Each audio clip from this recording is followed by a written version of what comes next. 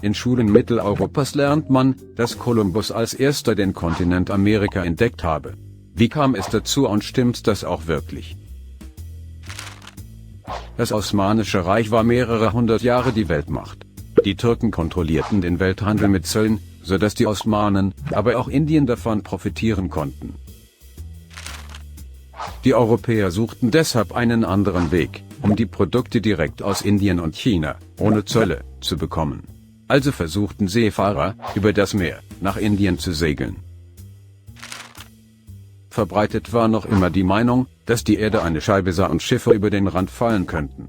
Kolumbus hatte aber Kenntnis von alten muslimischen Karten und einer Welt als Kugel. Deshalb glaubte Kolumbus, dass er gegen Westen Indien viel schneller erreichen würde. So entdeckte Kolumbus den neuen Kontinent 1492. Kolumbus traf auf die Einwohner und nannte sie Indianer, weil er glaubte, nach Indien gelangt zu sein.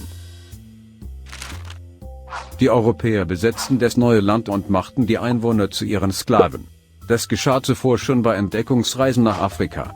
Aber war Kolumbus wirklich der erste Seefahrer, der Amerika entdeckt hatte? Lehrbücher aus Asien und Afrika erwähnen andere Persönlichkeiten, welche Amerika lange vor Kolumbus entdeckt hatten.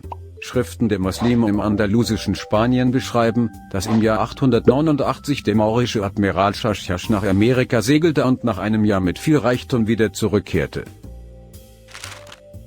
Diese Beziehung der Muslime mit dem neuen Kontinent wurde seither aufrechterhalten.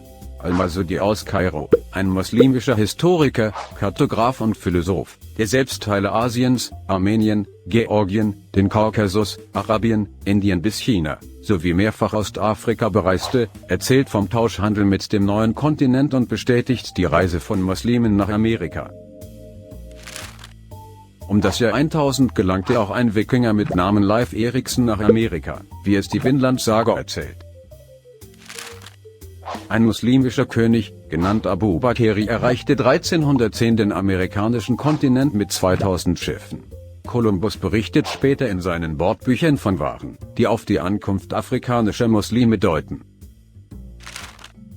Auch die Karte von Piri Reis, einem türkischen Admiral der Osmanen, deutet auf frühe Kenntnisse über den Kontinent in Übersee. Anhand älterer Karten erstellte er 1513 eine sehr genaue Karte, welche die damaligen Küsten des amerikanischen Kontinentes exakt darstellen. Der Name Amerika verdankt der Kontinent dem Italiener Amerigo Vespucci, der aus dem Wissen der früheren Entdecker die Theorie eines neuen Landes prüfte und bestätigte.